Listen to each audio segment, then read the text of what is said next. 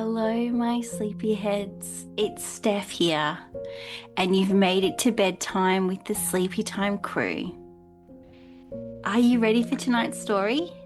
This one is for anyone who's ever used up all of their energy being good and kind and quiet and helpful until they got home and totally lost the plot. You know those days where your smile is stuck on your face, your words don't quite feel like your own, and everything just feels a little off. Well, you're not alone. Our friend Baxter the Badger knows exactly what that's like. Baxter is kind and clever and always gets told she's such a good listener and such a good girl. But no one sees the jumble going on inside. Let's take a big, gentle breath in and a long, sleepy breath out. And let's wander down to the edge of the wild woods where a very thoughtful little badger is about to unzip something very important. At school, Baxter was known for being a very good badger. She sat quietly. She shared her pencils. She even said thank you when Foxy the flying fox flung a glue stick at her head. But being so good, it took a lot of effort, like a lot of effort. Because sometimes Baxter didn't feel calm on the inside, or quiet, or like sharing anything. Sometimes she wanted to say, "That's unfair," or "It's too loud," or "I actually hate this game and I would rather lick a spiky cactus." But instead of saying it, she zipped it. And zipped it, and zipped it again. She often mirrored her classmates. She copied how they spoke, what they laughed at, even when she didn't think it was funny. And it was exhausting. And it made her feel like her real self was stuck inside a costume that she couldn't take off. Every single day, she zipped up all of her big feelings. She tucked them deep inside and carried them all home in her invisible backpack. Now, this backpack wasn't sparkly or cute, and it didn't have pockets or snacks or fun stickers, but it was stuffed to the brim with everything she didn't say or do or ask for during the day. By the time Baxter got home from school, her invisible backpack was so full she could barely walk straight. She'd walk into the house and she'd snap at her little brother Snudge. She shouted at the dog for wagging its tail too loud. And she'd stomp up the stairs, hurl her shoes at the wall like she was training for the Olympic grumpathon. And guess what? She probably would have won the gold medal. And then, after all of that, she flopped onto her bed, face first. Splat. Her family was confused. Why was Baxter so kind at school and so calm at school, but so cross and stormy at home? That's when Ollie the Otter popped around. He totally got it. "Well, Bax, it's like this. Home," he said. "It's your just right place. It's where you feel safe. You can take your mask off here. It doesn't mean you're being bad. It means you're being real." Baxter thought, I get it. She wore a mask at school to look like she had it all together. But that mask is exhausting to wear all the time, and she didn't need to wear it at home. She could be herself at home. Together they came up with a colour code that she could use when she couldn't get the words out to say how she was feeling.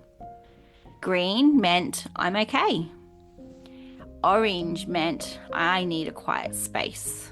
And red meant I'm about to melt down. Baxter made little cards with the colours to show her family which colour she was feeling at that point in time. And guess what? It helped. A lot. Later that evening, Grandpa Badger shuffled in. He always knocked once, twice, 3 times. He was polite like that. And he never came in empty-pawed.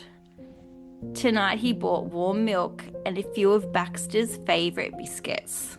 And of course, his biscuit-loving sidekick, Ollie the Wombat. Grandpa couldn't go anywhere without Ollie being 1 step behind him. Ollie snuck into the room behind Grandpa in stealth mode, like a potato in spy training, and immediately started rummaging through Baxter's drawers for biscuits. He found 3 and he ate them all in the blink of an eye. Crumbs went everywhere. He looked so proud of himself. Classic Ollie. Grandpa Badger sat on the edge of Baxter's bed. Hard day, my love? Baxter let out a noise that sounded like a growl and a sigh had had a baby. Grandpa nodded. You're wearing your invisible backpack again. Baxter lifted her head. How do you know about that? Oh, I know, because I had one too, he said, wiggling his eyebrows. Mine used to get so heavy I once fell into a shrub and I couldn't get out for an hour. Ollie had to roll me out after he'd eaten what was left in my lunchbox first. Ollie snorted. That was a funny afternoon. Grandpa reached into his coat and pulled out something small and pretend. It looked like a golden zipper. This here's the unzipping key. Want to unpack? Baxter nodded slowly. Grandpa made a whoosh noise and turned the pretend key in the air. And then they began. Okay, Baxter, what's in today's backpack? Baxter took a deep breath. Grandpa, I didn't put my hand up in class when I knew the answer. I was so scared I'd get it wrong and everyone would laugh at me. Grandpa nodded. It's a heavy one. Okay, out it comes. They whooshed it away. I got bumped in the line and dropped my lunch and I pretended it was fine. But Grandpa, it wasn't fine. Oof, that's a sandwich of sadness right there, Bax. Whoosh, out it goes too. I needed help in maths, but I didn't want to look silly and ask for help, so I said nothing. Ah, the classic silent struggle. Been there too, Bax. Whoosh. See ya later, alligator. And I said thank you to Foxy when he hit me in the face with a glue stick. Baxter put her paws over her eyes. She feels so embarrassed just thinking about it. Oh, Bax, that's a big one. And Grandpa, I really, really needed to fart during library but held it in for the whole silent reading session. And now my belly feels like a balloon. Grandpa wheezed with laughter. Ollie let out a sympathy toot. They unpacked and unpacked until the backpack felt light again. Baxter lay back against her pillow, a soft smile curling on her cheeks. Oh, Grandpa, I feel floaty, she whispered. Grandpa brushed the fur back from her forehead. That's what happens when you stop carrying everything all by yourself, Bax. He handed her a pretend zipper of her own. Tomorrow, he said, if something feels heavy during the day, you don't have to zip it up straight away. You can hold it. You could look at it. Maybe even say it out loud. You could save it for later, but you don't have to carry it all alone. And if you forget something or get it wrong, he added, that's okay too. Mistakes are just practice in disguise. Every oops is a step forward. Baxter giggled. Practice in disguise. I like that, Grandpa. She thought for a moment. I want to be brave, Grandpa, and I want to wear my true colours on the outside, but it feels scary. Grandpa nodded. Being real is the bravest thing we can all do, Bax. But you don't have to do it all at once. Try just one true colour moment at a time. Baxter nodded sleepily. Thanks, Grandpa. Wally waddled up beside her and dropped one final biscuit crumb on her blanket like a gift. And together they took one deep breath in and one big breath out. And they drifted off to sleep together. So it's time for sleep now, my little loves.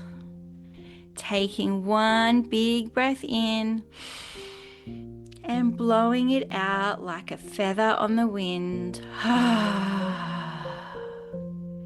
Letting your body rest, letting your backpack be empty. The stars twinkle quietly, and the sky sighs in its sleep. And you, just like all of our animal friends, are already halfway to dreamland. Good night, my little loves. Sweet dreams. Sleep well. We'll talk again tomorrow.